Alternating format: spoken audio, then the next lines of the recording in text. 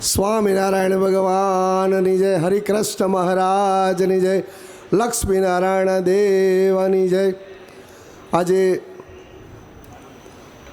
વડતાલ ધામમાં આચાર્ય મહારાજના સ્થાપનને 200 વર્ષ જ્યારે આજે પૂર્ણ થઈ રહ્યા હોય, સાથે સાથે શિક્ષાપત્રી લેખનને પણ 200 વર્ષ પૂર્ણ થઈ રહ્યા હોય ત્યારે, અને આજે લક્ષ્મીનારાયણ દેવનો પાટોત્સવનો પ્રસંગ હોય અને એની વચ્ચે આપણી વચ્ચે ઉપસ્થિત આજના વક્તા પરમ પૂજ્ય નિત્ય સ્વરૂપ સ્વામી, પરમ પૂજ્ય જ્ઞાન સ્વામી, આપણા સંપ્રદાયમાં જેમનું ખૂબ જ યોગદાન રહ્યું છે અને આપણે સૌ જેના પ્રેરણાથી આ સંપ્રદાય સાથે જોડાયેલા છે એવા વડતાલ પીઠાધિપતિ 1008 આચાર્ય મહારાજ શ્રી, સાથે મંદિરના કોઠારી શ્રી, ટ્રસ્ટી બોર્ડના ચેરમેન શ્રી પૂજ્ય નૌતમ સ્વામી, સૌ સંતો, સૌ હરિભક્તો, મારી સાથે ઉપસ્થિત અમારા પરમ વડીલ અને વર્ષોથી જેની પ્રેરણાથી અમે જાહેર જીવનમાં કામ કરીએ છીએ એવા પૂર્વ ગુજરાત સરકારના મંત્રી આદરણીય ભૂપેન્દ્રસિંહ ચુડાસમા સાહેબ, મારા સાથી મંત્રી આદરણીય કમલેશભાઈ, મારા સંગઠનના પ્રમુખ સંજયભાઈ, આજ વિસ્તારના ધારાસભ્ય અને વર્ષોથી આ સંસ્થા સાથે જેમનો સમર્પિત ભાવ જોડાયેલો છે એવા પંકજભાઈ દેસાઈ, અમારા બીજા માતરના ધારાસભ્ય કલ્પેશભાઈ, સૌ સાથે ઉપસ્થિત સૌ રાજકીય આગેવાનો, વિશેષ કરીને ભગવાન સ્વામિનારાયણનું જે શિક્ષાપત્રી લેખન છે એ આપણા જીવનની માર્ગદર્શિકા છે. આપણા વક્તા મહોદયે વાત કરી એ પ્રમાણે જો જીવનમાં શિક્ષાપત્રી ઉતરી જાય તો આપણું જીવન એ ધન્ય બની જાય છે. વર્ષો પહેલાં આ સંસ્થાનો એક કાર્યક્રમ હતો ત્યારે આપણા દેશના મહામહિમ રાષ્ટ્રપતિ આદરણીય શંકરદયાળ શર્માજી આવેલા. હજુ મને એ ઘટનાને યાદ છે, ઘણા બધા વર્ષો થઈ ગયા. અને તે વખતે સ્વામિનારાયણ ભગવાનની જય. જય સ્વામિનારાયણ, જય સ્વામિનારાયણ, જય સ્વામિનારાયણ, જય સ્વામિનારાયણ, જય સ્વામિનારાયણ, જય સ્વામિનારાયણ, જય સ્વામિનારાયણ, જય સ્વામિનારાયણ, જય સ્વામિનારાયણ, જય સ્વામિનારાયણ, જય સ્વામિનારાયણ.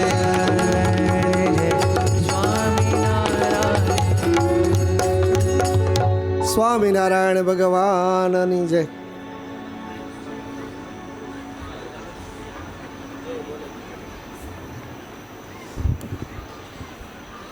આદરણીય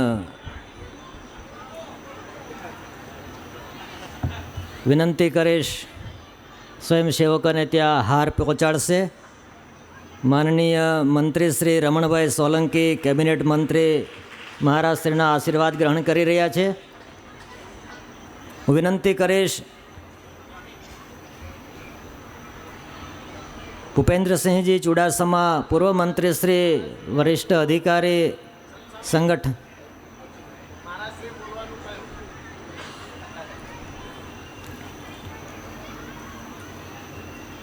બીજું માઇક આપજો ભાઈ પેલી બાજુનું. સંપ્રદાયની પરંપરા મુજબ પરમ પૂજ્ય આચાર્ય મહારાજ શ્રી પધારે પછી બોલવું એ અસ્થાને ગણાય, પરંતુ પરમ પૂજ્ય મહારાજશ્રીની આજ્ઞાથી જે હું પ્રસંગની વાત કરતો હતો કે જ્યારે શંકરદયાળ શર્માજી આ વડતાલ ધામમાં આવેલા અને ત્યારે પણ એમણે જે શિક્ષાપત્રીના જે શ્લોકો અને એનું મહત્ત્વ અને એમણે ખૂબ એમનું અધ્યયન અને એ પછી કરેલી એમની વાત એ ખૂબ મહત્ત્વની હતી.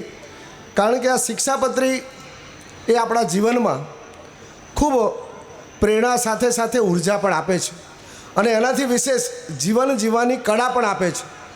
ઘણીવાર ધર્મ એ માનવ જીવનમાં ક્યારેક ક્યારેક ભગવાનની પ્રાપ્તિ તો કરાવતો હશે જ, પણ એનાથી વિશેષ એ જીવનમાં આવેલી મુશ્કેલીના સમયમાં એને બળ આપવાનું પણ કામ કરે છે. અને આ બધું જ બળનું કારણ એ શિક્ષાપત્રી છે. ત્યારે આપણે બધાએ નસીબદાર છીએ કે ભગવાન સ્વામિનારાયણે સ્વહસ્તે લિખિત આ શિક્ષાપત્રીને લેખનને 200 વર્ષ પૂર્ણ થઈ રહ્યા છે. અને આપણે બધાએ નસીબદાર છે કે આજે આચાર્ય સ્થાપનને પર સ્વામિનારાયણ ભગવાને જે આચાર્ય સ્થાપન કર્યું એને પણ 200 વર્ષ પૂર્ણ થયાનો આજે જ દિવસ છે. અને આ લક્ષ્મીનારાયણ દેવનો 201મો પાટોત્સવ છે. તો આમ તો આ ત્રિવેણી સંગમનો લાભ આપણને સૌને મળ્યો છે. આપણે બધા અહોભાગ્ય છે. અને વિશેષ કરીને હું તો કાયમ કહું છું એ પ્રમાણે મને જે કંઈક જીવનમાં મળ્યું છે એ ભગવાનની કૃપાથી જ મળ્યું છે. આ લક્ષ્મીનારાયણ દેવની આશીર્વાદથી જ મળ્યું છે. અને બીજા મારા જીવનમાં મુશ્કેલીના સમયમાં કષ્ટભંજન દેવ એમણે પણ મને એક જ્યારે જ્યારે જરૂર પડી છે ત્યારે બળ પણ આપ્યું છે. તો જ્યારે આ બાજુ લક્ષ્મીનારાયણ દેવ, હરિકૃષ્ણ મહારાજ અને કષ્ટભંજન દેવ એ મારા જીવનના મુશ્કેલીના સમયમાં એમણે મને જે કંઈક બળ આપ્યું છે એ અનેક કારણે આજે એક સામાન્ય પરિવારમાંથી લઈ અને ગુજરાત સરકારમાં મને એક આ ભગવાનના બળ, ભગવાનના આશીર્વાદ અને દેશના યશસ્વી વડાપ્રધાન મોદી સાહેબ જે અમે કામ કરતાં આગળ વધ્યા અને એના કારણે અને પ્રેરણા પણ આપી. અને ભૂપેન્દ્રસિંહ બાપુ પણ અહીંયા બેઠા છે. એઓ પણ જ્યારે જ્યારે અમને મળે ત્યારે પણ એક બળ આપતા હતા. ત્યારે આવો ખૂબ જ સુભદ સમન્વય હોય. અને આ દેશના યશસ્વી વડાપ્રધાન મોદી સાહેબ જ્યારે આ દેશ માટે આપણને સૌને જીવવાની પ્રેરણા આપતા હોય, સંપ્રદાય આપણને ધર્મ સાથે જીવવાની પ્રેરણા આપતા હોય, ત્યારે આપણે સૌ સાથે મળીને 2047માં જે વિકસિત ભારતની સંકલ્પના દેશના વડાપ્રધાન મોદી સાહેબે કરી છે અને એનાથી વિશેષ જે આત્મનિર્ભર ભારતને પણ જે પ્રેરણા આપી છે. તો આપણે બધાએ સાથે મળીને આ મોદી સાહેબના વિચાર અને સ્વામિનારાયણ ભગવાનના જીવનમાં જે શિક્ષાપત્રી રૂપે જે આપણને મળેલો બોધ આ બધું જ આગળ લઈને જઈશું. તો ચોક્કસ આપણા જીવનની ઉર્ધ્વ ગતિ સાથે આપણે પણ જીવનમાં આગળ વધીશું. આપ સૌનો ખૂબ ખૂબ આભાર. જય સ્વામિનારાયણ. જય જય ગરવી ગુજરાત.